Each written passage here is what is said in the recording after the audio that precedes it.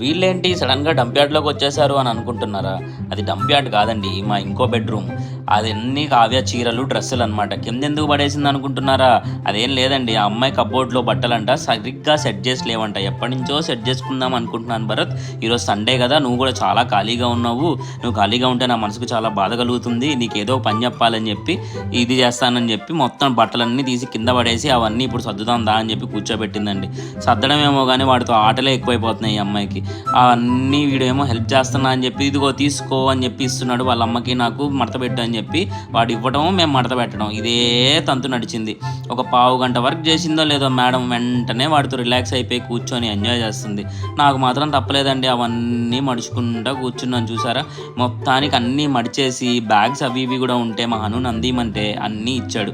వాడికి ఇది మాత్రం మేము ఖచ్చితంగా నేర్పిస్తున్నామండి, మేము చేసే ప్రతి పనిలో వాడు కూడా ఎంతో కొంత మాకు హెల్ప్ చేయాలి అని చెప్పి. చాలా మంచిది కదా.